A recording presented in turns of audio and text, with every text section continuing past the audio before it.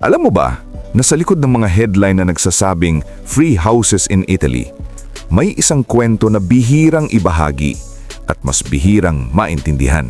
What if I told you na ang pamimigay ng bahay ng mga Italiano sa halagang €1 ay hindi simbolo ng swerte, kundi isang tahimik na sigaw ng isang bansang unti-unting nauubusan ng tao, mga kabida.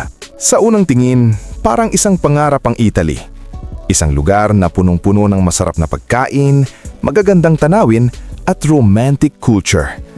Isang bansang pinapangarap puntahan, tirhan at tawaging tahanan.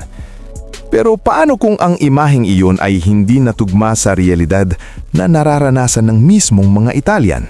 Habang tayo ay naakit sa mga balitang namimigay ang Italy ng mga bahay ng halos libre, bihira nating itanong ang mas mahalagang bagay. Bakit nila ito kailangang gawin?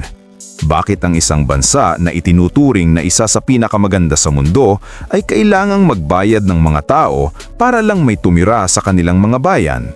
Paano kung sabihin ko sa iyo na ang mga libreng bahay na ito ay hindi solusyon, kundi simptomas ng isang mas malalim na problema? Isang kombinasyon ng bagsak na ekonomiya, tumatandang populasyon at isang henerasyong napilitang lisanin ang sariling bansa para lang mabuhay. Sa video na ito, aalamin natin ang totoong dahilan kung bakit namimigay ng libreng bahay ang Italy. Ibubunyag natin kung bakit walang laman ang kanilang mga tahanan, bakit unti-unting bumabagsak ang ekonomiya ng kanilang mga bayan, at bakit ang tinatawag nilang oportunidad isa palang babala. Pero bago ang lahat, huwag kalimutang mag-like, mag-comment at mag-subscribe para sa mas marami pang deep dive stories katulad nito. Let's get started. Ang simula, mga bakanteng bahay sa Italia. Noon, iniisip ng marami na ang problema ng mga bakanteng bahay sa Italy ay limitado lamang sa mga liblib na mountain villages. Pero ngayon, ibang kwento na ito. Paulit-ulit na itong nangyayari sa buong Italy, mga kabida. Mula Hilaga hanggang Timog, sa maliliit na baryo man o sa mas malalaking bayan. May milyon-milyong bahay ang walang nakatira at taon-taon ay patuloy pang dumadami ang bilang nito. Ang mas nakakalungkot pa, marami sa mga bahay na ito ay hindi basta ordinaryong infrastructure. Mga makasaysayang tahanan ng ilan, matatagpuan sa ilan sa pinakamagagandang bahagi ng Italian countryside. Mga bahay na literal na bahagi ng cultural heritage ng bansa. At dahil dito, nagsimulang maglunsad ang maraming bayan ng tinatawag na €1 house schemes. Sa programang ito, inaalok ng mga bayan ng Italy ang bakanteng bahay sa halagang €1 lang. Isang simbolikong presyo na halos ibig sabihin ay ibinibigay na ito ng libre. Kadalasan, ang target ay mga foreign buyers. May mga kondisyon nga lang katulad ng kailangang pumirma ang bibili na magpaparenovate ng bahay sa loob ng takdang panahon dahil karamihan sa mga ito ay matagal nang inabandona. Ang renovation cost ay karaniwang nasa pagitan ng €20,000 hanggang €30,000. Kung i-convert into peso, ito ay aabot ng 1.3 million hanggang 2 million pesos. Murang-mura pa rin kung ikukumpara sa normal na presyo ng real estate sa Italy. Sa ganitong setup, parang panalo ang lahat, hindi ba? Nakakuha ang buyer ng sobrang murang property at nabawasan naman ang problema ng bayan sa mga gumubuhong bahay. Pero dito palang nagsisimula ang mas mahalagang tanong, mga kabida. Bakit nga ba may milyong-milyong bakanteng bahay sa Italia? At ano ang sinasabi nito tungkol sa estado nila bilang isang bansa? Ang nakatagong krisis. Para maintindihan kung bakit ganito ang sitwasyon, kailangan muna nating pag-usapan ang mas malalalim na problema ng Italy. Sa loob ng maraming taon, dalawang malalaking krisis ang kinakaharap ng kanilang bansa at sa totoo lang, bigo silang resolbahin ang alinman sa dalawa, mga kabida. Una, simula pa noong kalagitnaan ng 1990s, halos tumigil na ang paglago ng ekonomiya sa Italy. Oo, isa pa rin ito sa pinakamalalaking ekonomiya sa buong mundo at tahanan ng mga sikat na fashion brand, automotive at banking. Pero sa kabila nito, nananatiling stagnant ang ekonomiya nila sa loob ng halos 3 dekada. Matagal ng misteryo kung bakit parang nakalimutan na ng Italy kung paano lumago at umunlad. Kamakailan lang, may isang kilalang Italian economist na nagbigay ng ideya ng tinatawag niyang Italian disease. Ayon sa kanya, hindi tamad ang mga Italian. Ang problema lang, ang mga negosyo at managers sa Italy ay nananatiling stuck sa lumang sistema kung saan mas pinapahalagahan ang loyalty at koneksyon kaysa sa performance at kakayahan. Noong hindi pa ganun ka-competitive ang global economy, gumagana pa ang sistemang ito. Pero nang pumasok ang IT age kung saan mahalaga ang innovation, meritocracy at efficiency, naging pabigat na ang ganitong kultura para sa kanila.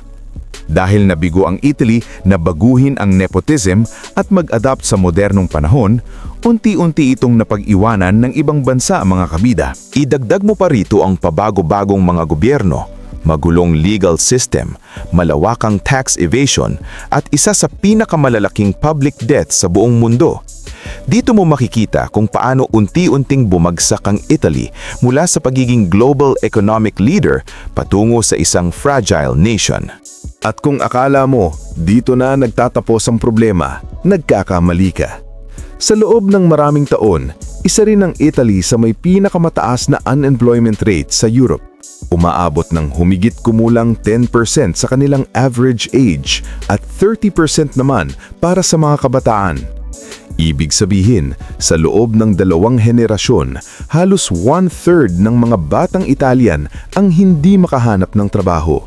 Kahit ang mga may trabaho, madalas napipilitang tumanggap ng sahod na kulang para sa isang disenteng pamumuhay. Sa sobrang common ng ganitong sitwasyon, may tawag na rito sa Italy, ang €1,000 generation, mga taong nasa 30s na, may diploma at mataas na kwalifikasyon, nagtatrabaho sa white-collar jobs pero kumikita ng mas mababa pa sa €1,000 kada buwan.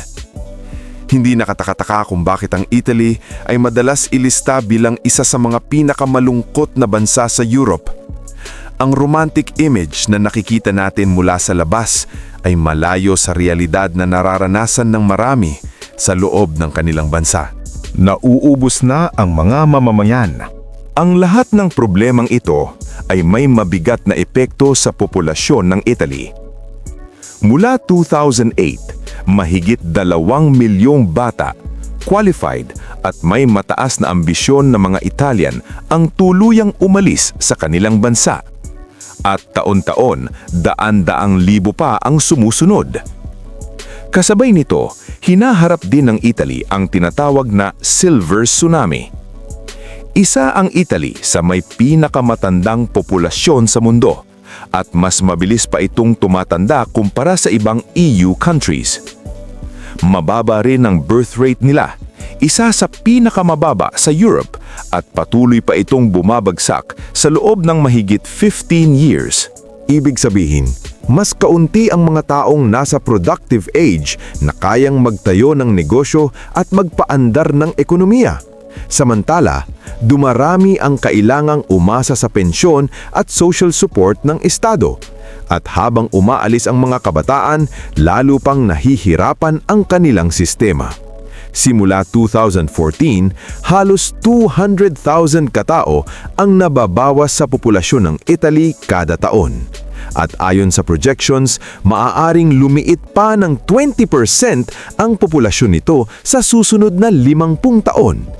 Hindi mo kailangang maging economist para malaman na masamang balita ito.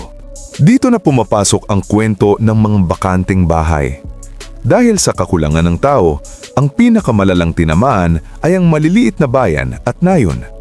Walang sapat na trabaho, kulang ang infrastructure at halos imposible para sa mga kabataan na bumuo ng kinabukasan doon. Kaya iniiwan nila ang mga lugar na ito, kasama ang mga bahay na unti-unting nabubulok. Ironically, isa rin ang Italy sa may pinakamataas na porsyento ng mga adult na nakatira pa rin sa magulang. Noong 2021, 70% ng mga Italian na wala pang 34 taong gulang ay nakatira pa rin sa bahay ng kanilang parents. Kahit sa edad na 30 hanggang 44, umaabot pa rin ng 1/4 ang hindi pa bumubukod. Hindi ito dahil lang sa close family ties. Kadalasan ito ay dahil sa kawalan ng choice. Sa sobrang hirap makahanap ng trabaho at sa mahal ng renta, halos imposible para sa maraming kabataan ang bumili ng sariling bahay. Kaya kahit may mga bahay na binebenta sa halagang €1, hindi pa rin ito solusyon para sa kanila dahil walang paraan para kumita ng ikabubuhay sa mga lugar na iyon. Ang mga bumibili ng €1 houses ay kadalasang mga foreigner na hindi kailangang magtrabaho doon. Gagawin nila itong vacation homes, hindi permanenteng tirahan. At kahit walang masama doon, hindi nito sinusolusyonan ang ugat ng problema. Ang pinakamalaking tanong, ano talaga ang ibig sabihin ng free houses sa Italy? Are these free houses a gift or are they a warning? Sa unang tingin, parang simpleng real estate opportunity lang ang lahat ng ito. Mga bahay na binebenta sa halagang €1, mga bayan na naghahanap ng bagong simula, at isang bansang tila handang tumanggap ng kahit sino.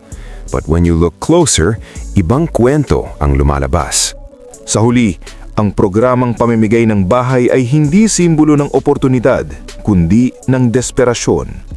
Isa itong paalala kung gaano kabagsak ang economic at demographic decline ng Italy. Habang patuloy na umaalis ang mga tao dahil sa kahirapan, lalo nitong pinapahina ang kanilang ekonomiya. Isang vicious cycle na lalong mahirap solusyonan. Isang ekonomiyang matagal nang hindi umuusad, isang henerasyong napipilitang umalis, at mga bayang unti-unting nauubusan ng buhay. At sa ngayon, walang senyales na ito ay bubuti pa.